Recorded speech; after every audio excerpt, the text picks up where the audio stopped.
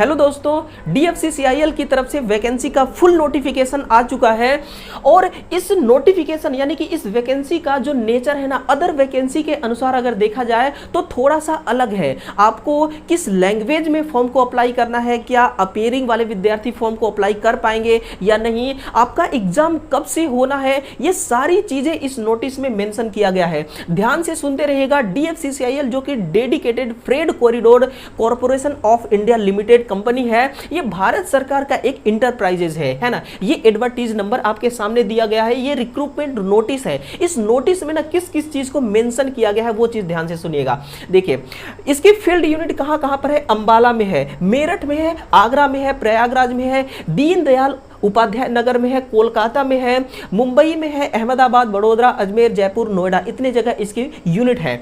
आपके लिए इंपॉर्टेंट क्या है? इंपॉर्टेंट यह है कि DFCCIL ने आपको इनवाइट किया है, ऑनलाइन के माध्यम से आप फॉर्म भर सकते हैं। इससे पहले जो वैकेंसी आई थी, बच्चों को बहुत दिक्कत हुआ था फॉर्म को अप्लाई करने में, क्योंकि जो उनका पे मोड था, है ना, जो उनका फीस लेने का तरीका था वो थोड़ा अलग था। लेकिन इस बार उन्होंने इस गलती पर सुधार किया है।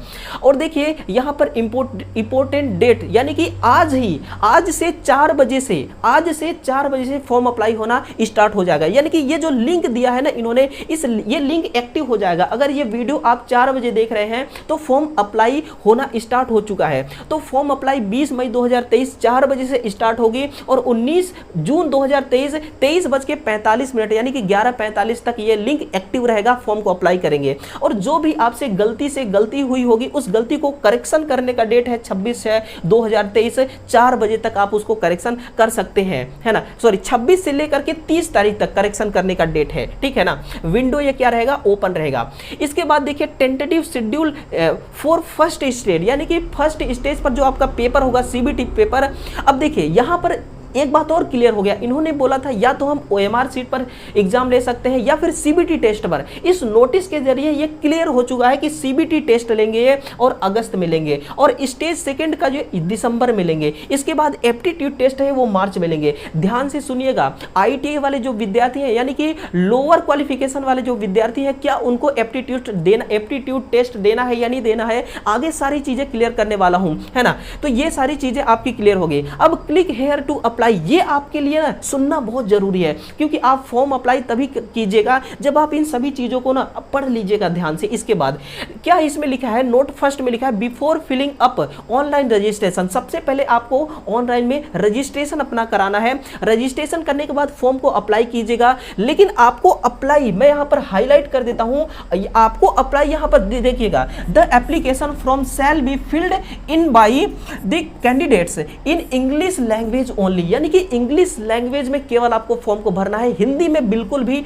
नहीं भरना है। इसके बाद देखिए यहां पर क्या लिखा गया है कि applicable is deposit with the bank through online mode payment, यानी कि आपको ऑनलाइन के माध्यम से पेमेंट करना है। जब आप ई मित्र या ऑनलाइन के पास जाएंगे फॉर्म अप्लाई करने के लिए, तो वो अपने बैंक से फीस जमा कर देगा और आप उसको चार्ज दे दीजिएगा, है ना। तो इस प्रकार से इस बार जो फॉर्म को अप्लाई करेंगे, फॉर्म अप्लाई करने का जो मोड है, पेमेंट पे करने का जो मोड है वो काफी अच्छा है। ये लिंक है, ये लिंक एक्टिव हो जाएगी 4 बजे आप इस फॉर्म को भर सकते हैं। देखिएगा, मैं तो आपको यही कहूंगा कि फॉर्म अगर स्टार्ट हो जाएगा 4 बजे ना, तो आप बेशक से उसी दिन फॉर्म को भर दीजिएगा, है ना। आपको लास्ट डेट इंतजार करने की जरूरत नहीं, क्योंकि आप अपने करियर के लिए आप अपना कदम बढ़ा रहे हैं। तो जब भी बात करियर के लिए आए ना, तो करियर से कोई कंप्रोमाइज नहीं किसी भी प्रकार का, ठीक है ना। और अगर कोई क्वेरीज हो, कोई दिक्कत हो, तो संडे और हॉलीडे को छोड़ करके आप इस नंबर से कांटेक्ट कर सकते हैं, जानकारी ले सकते हैं। यानी कि सारी सुविधाएं उपलब्ध हैं, बस आप तैयार रहिएगा। इसके बाद देखिए हम एसेंशियल क्वालिफिकेशन के बारे में देखेंगे। शॉर्ट नोटिफिकेशन में क्वालिफिकेशन भी नहीं दिया गया था। हम सबसे पहले ना ITI वाले के लिए देखते हैं। देखिए ITI वाले विद्यार्थियों के लिए, जूनियर एक्सक्लूसिव के लिए सिग्नल और टेलीकम्युनिकेशन के लिए टोटल वैकेंसी 148 है और सबसे बड़ी अमाउंट में वैकेंसी इसी पोस्ट पर है। सुनिएगा यहां पर क्या रखा गया है, क्वालिफिकेशन है matriculation with not less than 60% marks, यानी कि 60% आपका 10वीं में होना चाहिए, तभी आप फॉर्म को अप्लाई करेंगे। और प्लस 2 ईयर ड्यूरेशन का आपका ITI कोर्स होना चाहिए, है ना। किस किस ट्रेड से होना चाहिए, किस किस ट्रेड से होना चाहिए। अगर आप सिग्नल टेली कम्युनिकेशन के लिए फॉर्म अप्लाई कर रहे हैं तो आप SCBT से ITI किए हैं या फिर NCBT से ITI किए हैं, इंस्ट्रूमेंट मैकेनिक से ITI है, मैकेनिक कंज्यूमर इलेक्ट्रॉनिक एप्लीकेशन से आपका ITI है, टेक्नीशियन पावर से ITI है, इलेक्ट्रॉनिक सिस्टम से ITI है, इलेक्ट्रॉनिक्स मैकेनिक से ITI है, फिटर से, वायरमैन से, इलेक्ट्रीशियन से, है ना, किससे, इलेक्ट्रीशियन से, इंफॉर्मेशन टेक्नोलॉजी से, और इसके अलावा इंफॉर्मेशन टेक्नोलॉजी से, और सिस्टम मेंटेनेंस से, information technology, electronic system maintenance से। इनमें से अगर किसी भी ट्रेड में आपका ITI कंप्लीट है 2 साल का और 60% उसमें है तो आप फॉर्म को अप्लाई कीजिए। और दूसरा तरीका क्या है कि आपके पास 10वीं का सर्टिफिकेट है 60% के साथ, और आपका ना इस रिलेवेंट ट्रेड से आपका अप्रेंटिसशिप है, तो भी आप फॉर्म को अप्लाई करेंगे, है ना। तो ये सारे ट्रेड हैं, और ये जो एसेंशियल क्वालिफिकेशन रखा गया ना, ये सभी ट्रेड के लिए एक समान रखा गया है, बस ट्रेड में अलग अलग सर्टिफिकेट होगा। फिटर के लिए है तो फिटर ट्रेड का सर्टिफिकेट होगा, इलेक्ट्रीशियन है तो इलेक्ट्रीशियन के। जैसे कि यहाँ पर इलेक्ट्रिकल है तो इलेक्ट्रिकल के लिए कौन कौन सा ITI, किस किस ट्रेड वाला ITI होना चाहिए, इलेक्ट्रीशियन, वायरमैन, और electrician power distribution, lift and skeletal machines, और इंस्ट्रूमेंट मैकेनिक, और टेक्नीशियन पावर इलेक्ट्रॉनिक सिस्टम। इनसे अगर आपका ITI है तो भी आप फॉर्म को अप्लाई कीजिएगा, ठीक है ना। ये सारी चीज़ें क्लियर हो गई। अब देखिए यहाँ पर थोड़ा सा डिप्लोमा के लिए देखते हैं कि डिप्लोमा के लिए क्या इन्होंने एसेंशियल क्वालिफिकेशन रखा है। इनका क्वालिफिकेशन बिल्कुल साफ सुथरा है।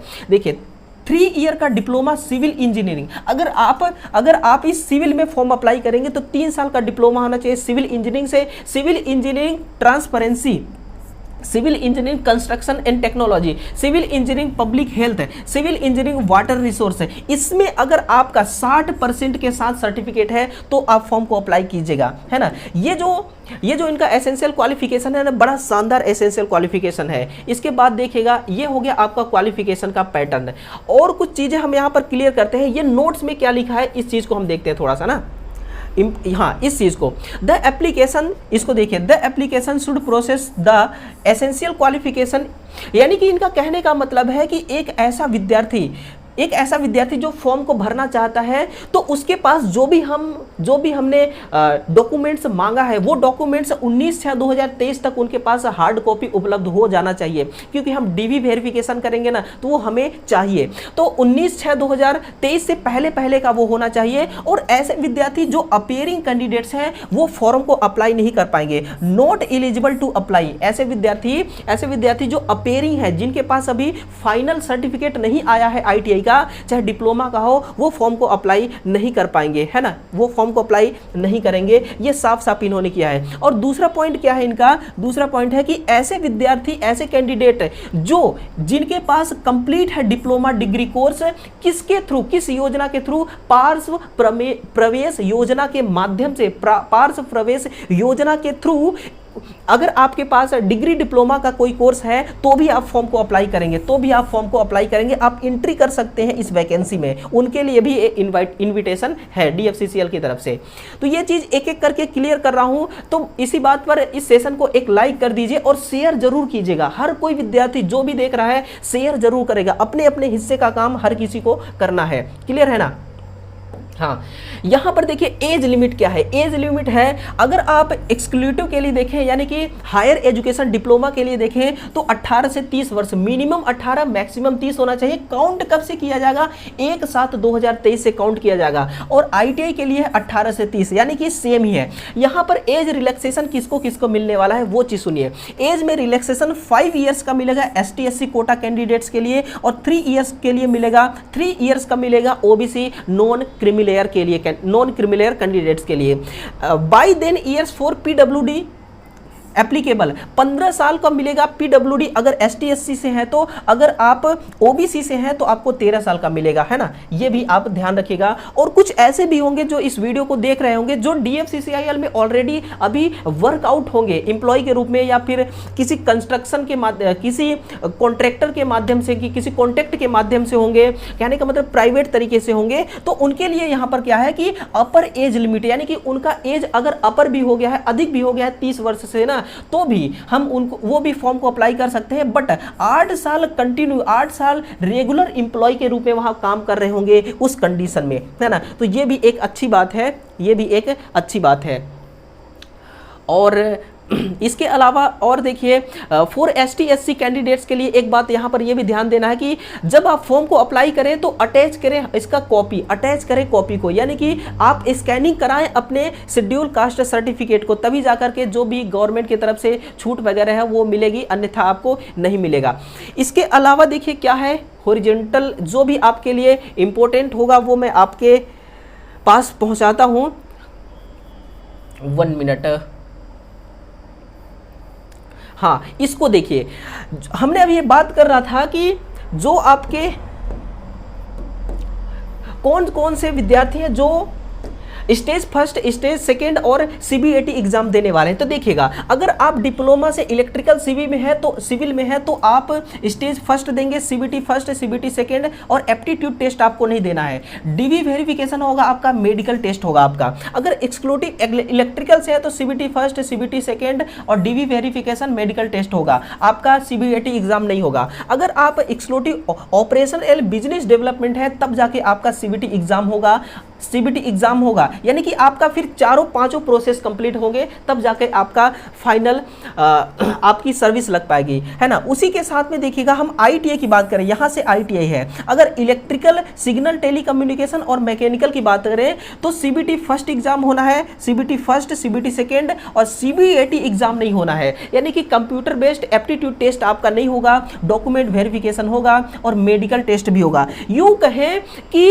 कहें कि जो एक्सक्लूसिव है ना, इसमें ऑपरेशनल एंड बिजनेस डेवलपमेंट में जो फॉर्म को अप्लाई करेगा उसी बस को सीबीटी टेस्ट देना है, बाकी किसी को नहीं देना है, बाकी किसी के लिए ये सीबीटी टेस्ट नहीं है ना। हाँ, अब इसके बाद हम निगेटिव मार्क वगैरह का क्या है ये देखते हैं।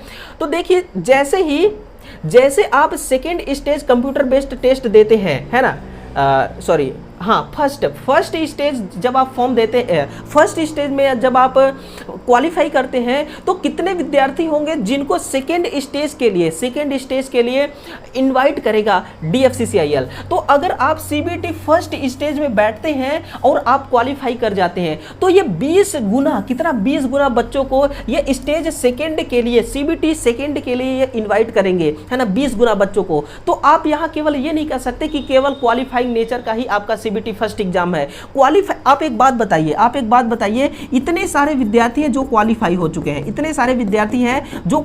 चुके हैं, लेकिन इनको देखा जाए ना तो टोटल वैकेंसी का ये 40 गुना विद्यार्थी क्या हुए हैं, 40 गुना विद्यार्थी इसमें पास हुए हैं, लेकिन इनको कितना लेना है, 20 गुना विद्यार्थियों को ही इनको सीबीटी सेकेंड में बैठाना है। अगर मान लीजिए कि इतने में से इतने विद्यार्थी ही 20 गुना विद्यार्थी के बराबर है, लेकिन आपका जो नंबर है ना इनमें से है, तो बताइए आप क्वालिफाई होने के बावजूद भी आप सीबीटी 2 नहीं दे पाएंगे। इसलिए केवल क्वालिफाई होना जरूरी नहीं है, आपको इस 20 गुना के लिस्ट में भी आना जरूरी है ना। तो आपका ये क्लियर हो गया। फिर सीबीटी 2 जब आप कंप्लीट हो जाएगा आपका, तो फिर आपका जब सीबीटी 2 कंप्लीट हो जाएगा तो 8 गुना बच्चे जो होंगे उनको सीबीएटी टेस्ट के लिए बुलाया जाएगा। सीबीएटी टेस्ट कौन देगा, वही देंगे जो business development, operation and business development से जो फॉर्म अप्लाई करेगा वही सीबीटी एग्जाम देंगे और 8 गुना बच्चों को सिलेक्ट करेगा, है ना। फिर डीवी वेरिफिकेशन वगैरह होगा, ये सब आगे की प्रोसेस है। क्लियर है। और इसका थोड़ा सिलेबस देखिएगा कहाँ से क्या पूछा जाने वाला है। अरे क्या बार बार हो जा रहा है, क्या पूछा जाने वाला है। तो टॉपिक देखिए, मैथमेटिक्स न्यूमेरिकल एप्टीट्यूड से 30 क्वेश्चन पूछे जाएंगे 30 नंबर के, और जनरल अवेयरनेस से 15 क्वेश्चन पूछे जाएंगे, है ना, 30 और 15 क्वेश्चन। जनरल साइंस से 15 क्वेश्चन आएंगे और लॉजिकल रीजनिंग जनरल इंटेलिजेंस से आएंगे 30 नंबर के, और लॉजिक, हाँ ये हो गया। और आपका knowledge, general knowledge railway DFCCIL से 10 नंबर के, यानी कि रेलवे से रिलेटेड जो बेसिक नॉलेज है, यानी कि इसके कहाँ कहाँ सेंटर हैं, रेलवे के कितने सेंटर हैं, और जो भी रेलवे से बेसिक इंफॉर्मेशन होगा ना, वो सारी चीजें हैं। कौन सी सबसे बड़ी ट्रेन है ना, ये सब चीजें पूछी जाएंगी। सबसे बड़ा रेलवे स्टेशन कौन सा है, ये सारी बेसिक चीजें आपको याद करना है। टोटल 100 नंबर के क्वेश्चन होंगे। कितने नंबर के? टोटल 100 नंबर के क्वेश्चन होंगे।